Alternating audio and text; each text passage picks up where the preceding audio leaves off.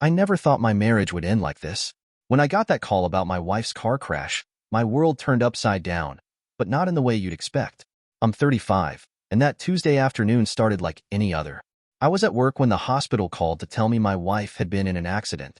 The 40-minute drive to the hospital felt endless. When I arrived, the nurses told me she was okay, just some bruises and a broken arm. Nothing life-threatening. As they handed me her belongings, including her phone, the police showed up. Their report revealed something odd.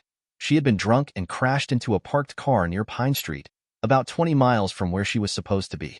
It made no sense. She should have been at work, and she never drank during the day.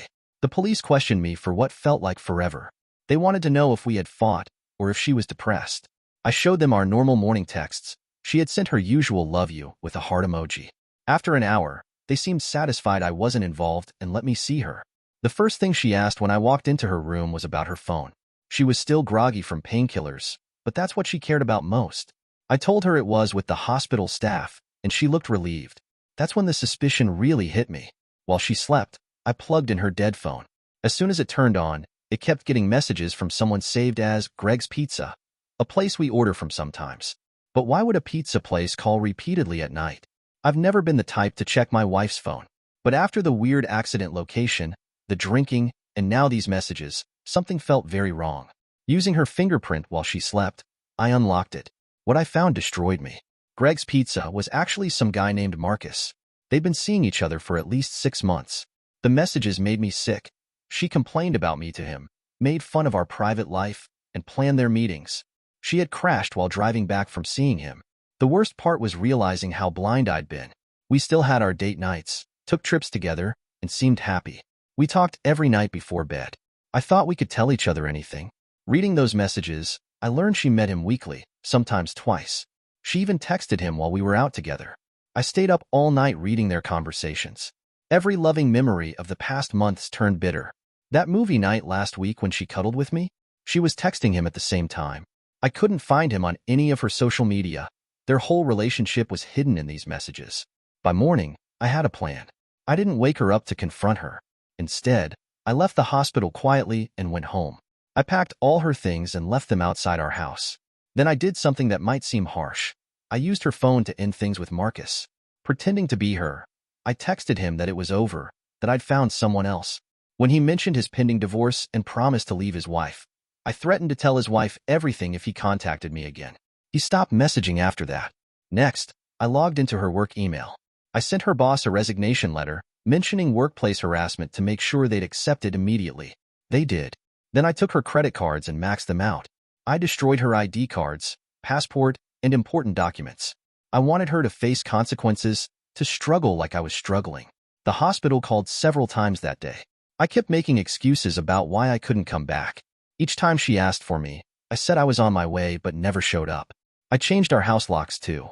Let her figure out how to get home with no phone, no money, and no ID. Looking back, maybe I went too far.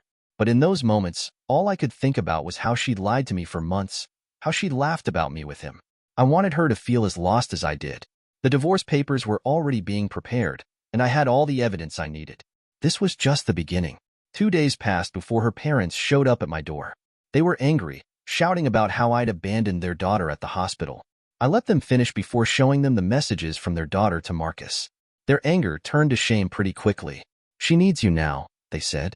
"You took vows to care for her in sickness. Didn't she take vows too?" I asked them, where were those vows when she was with another man? They threatened to take me to court. I told them to take her stuff with them when they left. My house didn't need her things anymore. My lawyer was already working on the divorce papers, using the evidence of her affair to make sure I wouldn't have to pay her anything. A week later, the divorce papers reached her. That's when the messages started coming. First, it was voicemails, some angry, some begging. When I didn't respond, she sent an email threatening to sue me for destroying her documents and making her lose her job. I replied with a simple email. "Go ahead. You have no money for lawyers, and I have proof of everything you did. Sign the papers and move on." The threats stopped, but she still wouldn't sign. Instead, she asked to meet me face to face. My lawyer suggested I agree, but set some rules. Meet in public, record everything, and no physical contact. I could call him if things got bad. We met at a coffee shop. She looked different, tired, with her arms still in a cast. "You won," she said. I have no job, no money, and Marcus left me too. I couldn't help but laugh. Is that what you're angry about? That I scared off your boyfriend? No, she said, laughing too. It was nothing. I was going to end it anyway. For a moment, it felt like before, when we used to laugh together about guys who hit on her. Now the joke was on me.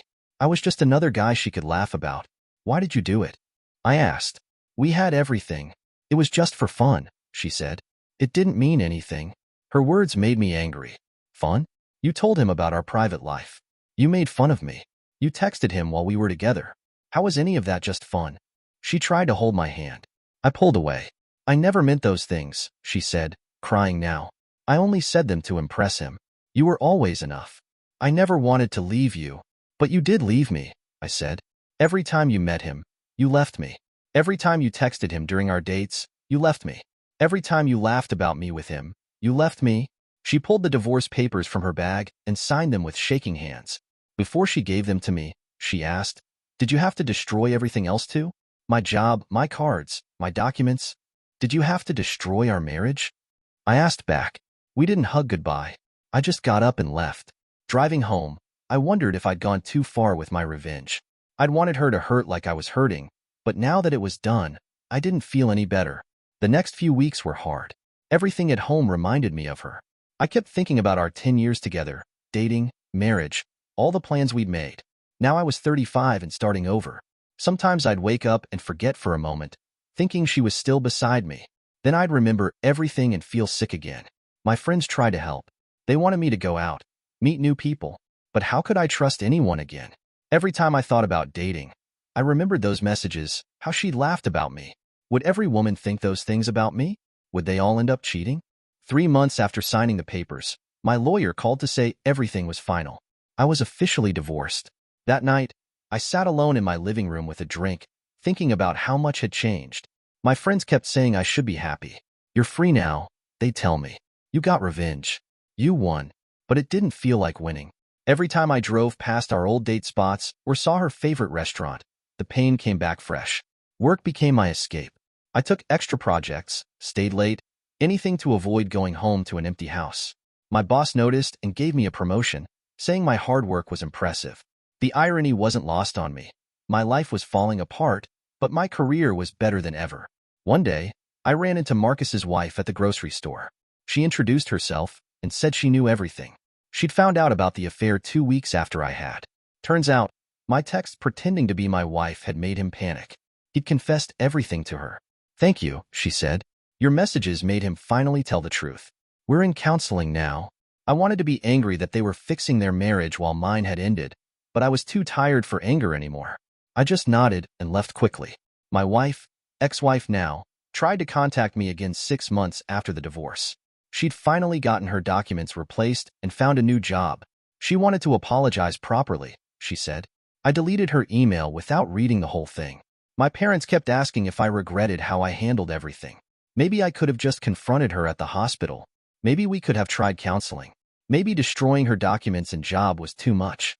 But every time I considered it, I remembered those messages, how she'd laughed about me, how she'd held me and texted him at the same time. You did what you had to do, my dad said. But don't let it make you bitter. Easy for him to say. He and Mom had been married for 40 years. They'd never had to read messages about how their partner mocked them to someone else. A year passed. I moved to a new house because the old one had too many memories.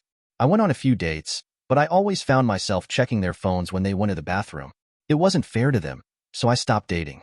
Then something strange happened. I was cleaning out some boxes and found our old wedding album. A year ago, looking at these pictures had made me sick with anger. Now, I just felt sad. Not the sharp pain of betrayal anymore, just sadness for what we'd lost. I realized I didn't hate her anymore. I didn't forgive her. I never would. But the anger had burned itself out. The revenge that had felt so important now seemed smaller, less significant. Yes, she'd hurt me deeply. Yes, I'd hurt her back. But none of it had made me feel better. My friends say I'm different now. More serious, less trusting. They're probably right. How do you go back to being the person you were before finding out your whole marriage was a lie? You don't. You just become someone new. Sometimes I wonder what would have happened if she'd never had that accident, if I'd never seen those messages. Would I have lived my whole life not knowing? Would that have been better? But you can't live on what-ifs. The truth is, she cheated. I got revenge, and neither of us won. She lost her job and struggled for months.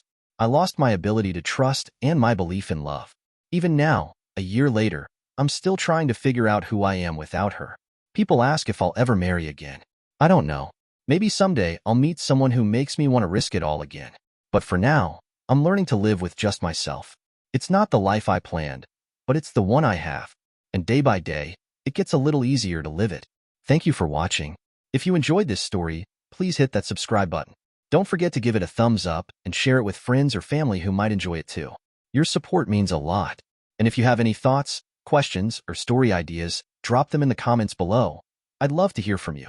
See you in the next story.